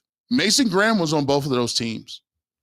Him and his running mate, the guy that plays next to him, he's a good ball player too. So what's the difference between 15-0 and 8-5? Well, you got a quarterback. You're proving my point. It is what it is. Soul Train, what's up, my man? People who say he's a winner as a trait when defending a quarterback reminds me of Tebow fans defending him at University of Florida when he also had a great game or a great team. Yeah, I don't like the intangible stuff. I mean, I think what intangibles boil down to is what you like. Like if you just like somebody and, you know, he don't have a really strong arm, not really fast. He's really not mobile, but he's, you know, running the middle, just middle of the road. You could boost him a little bit by just saying intangibles. I like that. I like his spirit. I like his leadership. His moxie, leader of men. Something about him just when he gets the ball, like, come on, stop. Come on. Nah, I feel you. You can have some of that, but you can't have 3 or 4 of them, Soul Train. Like your whole resume can't be intangibles. That's not what we're going to do. We can't do the intangible joint. G Money Uptown. I hear you, G. If you get 3 Myles Garrett's or similar, you can't double team everyone. I'm taking Carter in the 4'6" linebacker D tackle from Florida, pick 33 in 3 rounds. Look, G Money Uptown. Let me tell you something. Let me. Well, here's what we'll do. If you watch this, and people never can answer this. People never answer this question correctly. If you draft Abdul Carter this year, right? And you have Myles Garrett and Abdul Carter. And Abdul Carter is a baller, monster, right? And he has 12 sacks next year. Myles Garrett has 16. Defensive Rookie of the Year, whatever. Mike Hall Jr., he turns up. Mike Hall Jr. is back. 8 sacks for Mike Hall Jr. Disruptor, monster. Now, you go to next year's draft. Arch Manning doesn't come out. You got Nussmeier. You got the kid, Nico from over at Tennessee, a couple other guys, the kid from South Carolina, quarterbacks, right? They come out. But there's a defensive end that is rated generational on the big board. As a matter of fact, this defensive end that's rated next year is rated higher than what Myles Garrett was rated. Rated higher than Abdul Carter. 4.5, 4.4 type speed. Monster. If the Cleveland Browns are drafting in the top 3 and he's the best person on the board, do they draft another defensive end next year? Put it in the chat. Put it in. I need to have this conversation. Put a 1 in this scenario if the Browns should draft the best available player on the board, which is another defensive end next year, assuming that this guy is the best on the board and he's better than all the quarterbacks and it's not close. Would you then advocate for the Browns to take another defensive end, even though you have Myles Garrett, even though you have Abdul Carter, even though you have Mike Hall Jr., put a 1 if you still draft this mythical defensive end. Put a 2 if you say, what are we doing? No, I'm not drafting another defensive end. I have Myles Garrett. I have Abdul Carter. I have another pick in Mike Hall Jr. that I just drafted last year. All 3 of those guys. I have Alex Wright. Best available be damned. I need a quarterback. We're drafting top 3 again because we didn't have a quarterback. I want to see what y'all say, because this comes up all the time where people want to give me hypotheticals about next year's class is going to be great. Well, I can give you a hypothetical about next year's class being great too, but there's only defensive linemen that are blue chip generational guys. So the question is, are you capping now or are you capping later? Because you capping now when you say take back the best available. If you don't say next year, if it's another defensive end, you're capping too. You got to. You can't have it both ways. Put them 1s and 2s in there. I want to see it.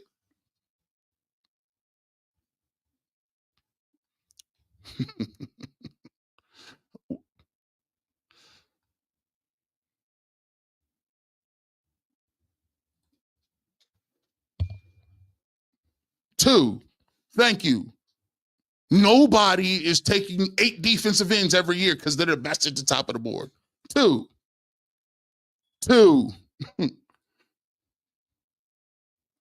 Obviously not, but that comparison makes no sense.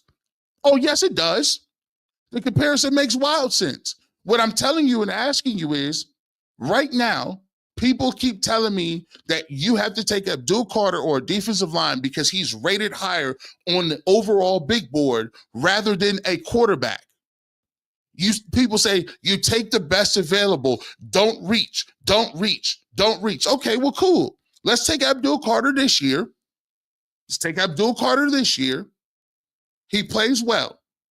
Next year, what if there's a defensive end or defensive tackle that is a generational player that everybody agrees is the number 1 on a big board more than any other quarterback? If the Cleveland Browns are at the top of the draft again, even though they have Myles Garrett, even though they have Mike Hall Jr., even though they have Abdul Carter, are you still advocating next year that the premise is always take the best available player, no matter the position? It doesn't matter if you need a quarterback and you keep drafting in the top 3 because you don't have a quarterback. Let's keep taking the best available because that's the smart thing to do. That's the dumbest you know what I've ever heard in my life. And nobody can refute it. Nobody in their right mind, if they're a regular person, a sane person, if you just like football, would ever say, take 4 defensive ends every year because they're the best available. That's a cop-out. It simply is. You just don't want to miss on a quarterback. You just don't want to swing and miss on a quarterback. So you think taking another position that you're already stacked at makes sense. It makes no sense at all. And nobody can refute that. I want to see somebody who says, 1, you're going to draft another defensive end? Come on, man. Come on, makes perfect sense. 2, he's still going with 1. 2, 2. People keep listening. 2, 2, 2, 2. Nobody is doing that. So if the rule is be smart, don't reach, then that overrules all rules, right? You can have a defensive end be the top of the board every single year. And to avoid taking a quarterback, you could just say, I took the best available. What's wrong with that? Double twos, all twos, 2. Oh, come on, Daniel. You had to mess it up with the ones. I appreciate you watching the show, though. Okay, there we go. I just want to show something. I just wanted to see what it was. I was just playing. Let's get to a couple more before we wrap this thing up. We appreciate everybody in here. Thank everybody for taking part, being in here, man, having a great conversation. Overall, I'm going to let you know something right now. This is the most excited I've been about a Browns draft in years, because the best part about it is we don't know what's going to happen. We don't know what's popping. Let's get back to it. G Money Uptown. I will. You know what I like? I like you. You stick to your guns. By the way, I do think, as Myles Garrett, I do think Myles Garrett is, I think he, in his later on in his career, I used to do this in Madden all the time. I used to always move him to D tackle, and he should be a monster. I would draft another end, and I draft the end and put him at tackle. He'd be crazy. But I like the fact that you stick to your guns. You're like, nope, I'm still inside. I'm still about to draft another lineman.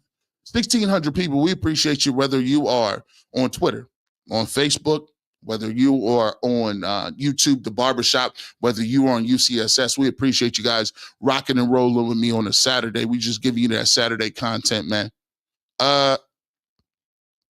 Let's go. Daryl, what's up, man? Travis is the pick, no brainer. Y'all gonna buy a Travis Hunter jersey? I gotta ask this. Does Travis Hunter become one of the most popular athletes in town? Does he? I know Donovan Mitchell is kind of popular. I know Jose Ramirez is popular. Does Travis Hunter have the ability, if he makes some plays, to be the most famous guy, one of the most well-loved guys in town? I think he does. Soul Train. Where will Nico, whatever his last name, we got to give him a nickname, land after leaving UT? I think he's going to go to the highest bidder. I wouldn't be surprised if you catch him at Alabama. Ole Miss be giving out bags. USC got the bag. If Michigan was smart, they go get him.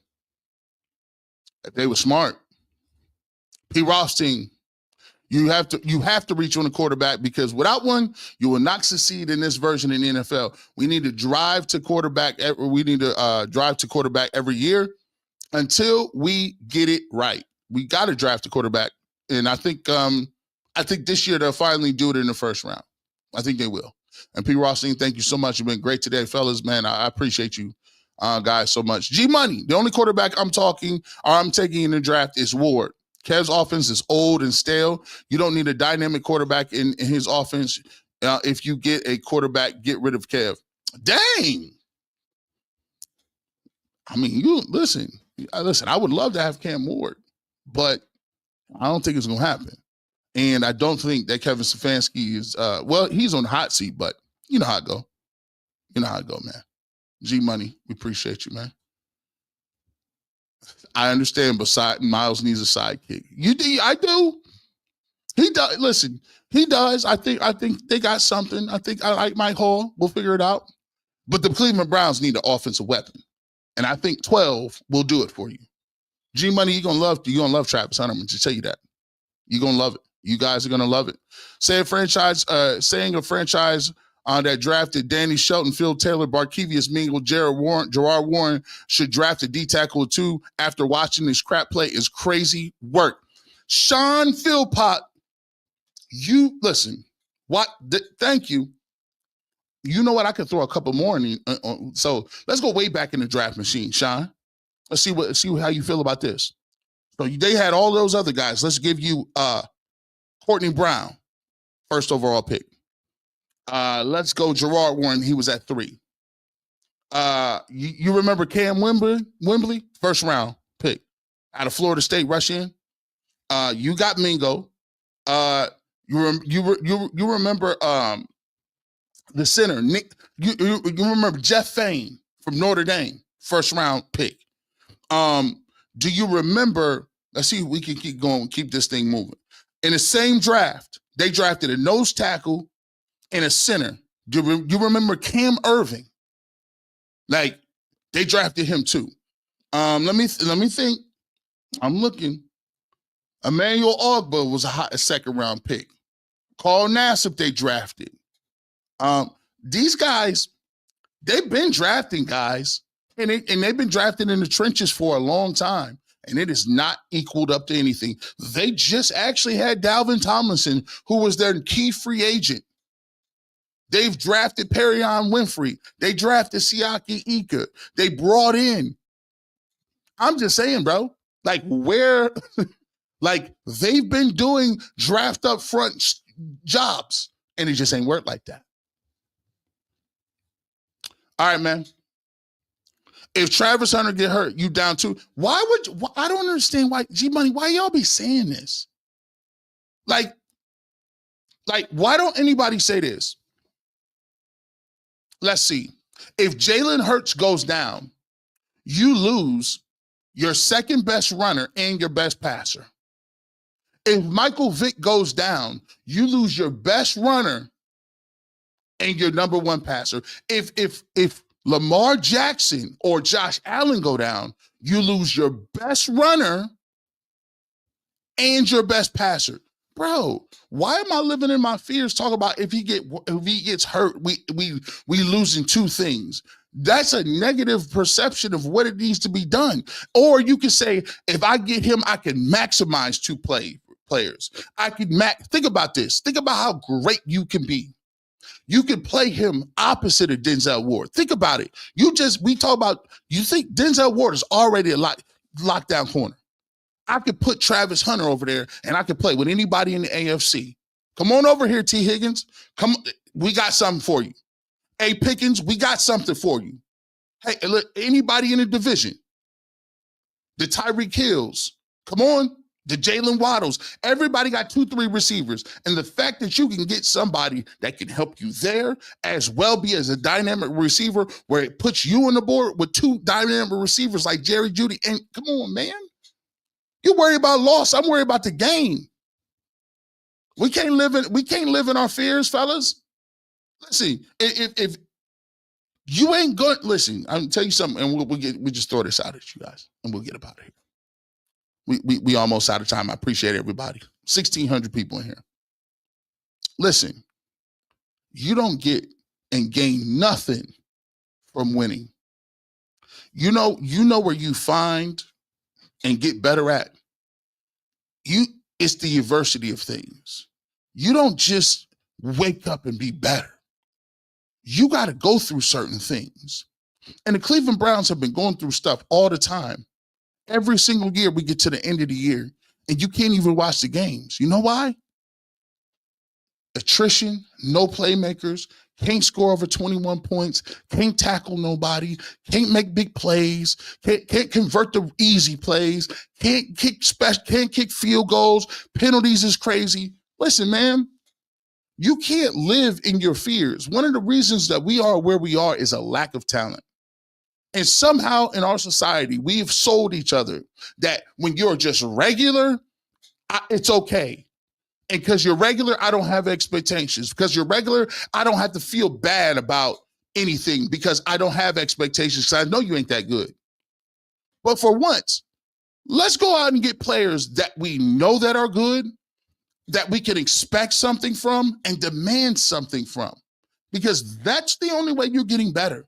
There's no way. When people say Travis Hunter, is he going to be a jack of, is he going to be a jack of all trades and a master of none, or whatever the case may be? Travis Hunter is the most dynamic player on the field. You've seen it game in and game out. It's not debatable. It is up to the Cleveland Browns to find a way to get this man the football and spam him at all. Listen, I'm worried about next year. He going to get the ball every way possible. If you take that boy at 2, you better be at receiver, corner, running kicks back, running punts back. Y'all better have a whole infrastructure. You need to figure out a way that he can practice and he can get reps at corner and at receiver. And I don't want to hear you acting like it's some mental gymnastics at all. Here's what it is. When you got somebody like Shohei Ohtani, you know what your goal is? Get the hell out the way. Give him the baseball every third day or whatever in rotation and give him his at-bats and move the hell out the way. Stop over-managing. If nobody was ever, if the Dodgers wasn't smart enough to just say, you know what, I'm going to let that guy's talent talk. That's what, he'd be somewhere and some manager would be talking about, well, we want to work with this load management. We want to do this. And, Shohei, we got him on the pitch count and stop. Shohei Ohtani now is arguably the greatest baseball player who ever lived. And it has nothing to do with the manager. So Travis Hunter has been playing kickoff and safety and God knows what for his whole life. Let him continue to do so until you prove it wrong. People talk about, he ain't going to be able to do that in the league. Well, we going to find out. He ain't going to be able to do that over here. Well, we sure as heck going to find out because here he goes. There's the ball outside. Go tackle him. We're going to find out today. With that being said, we found out a lot today, man. Joe Flacco's back in the building. I think the Browns are going to draft a quarterback. We're going to do a lot of different stuff, man. G Money, Travis has not played any real competition. Come on, G. Dang, bro. What are you doing? What do you mean? He won the Heisman. It has not played any real comp in the Big 12, and they did get smoked. I'll move up to get one of them Texas boys. Hey, bro, ain't nobody messing with it. Listen, I ain't mind about no Texas boys, man. Come on, man. Stop playing. Travis Hunter, been nice. Been nice. D-Hop, Calvin Ridley was more in free agency, but y'all cool with DPJ and Coop instead of loading. What are you talking about? What you talking about? I'm a Project Stockpile. I'm the captain, El Capitan. What are you talking about, bro? G Money? Here's what we're gonna do. Here's how we're gonna give this up. I'm getting Travis Hunter, and I'm going to look for another receiver. I'm getting Travis Hunter, and I need something else. We're not gonna play no games. We're not gonna play no games. But I appreciate you, though. You've been great today, man. I thank you so much for your contributions to the show. You've been great. Shout out to everybody who super chatted. Shout out to everybody in the chat. We want to thank you so much for pulling up on the barbershop. With that being said, you never know where G Bush might be. Radio, television, internet, anywhere. But if you want a fresh cut on sports like you got today, refer me. I cut up everywhere. Refer me to a friend. Share and like all the posts, and we appreciate you. And as always, have a great rest of your weekend. And as always, go Browns.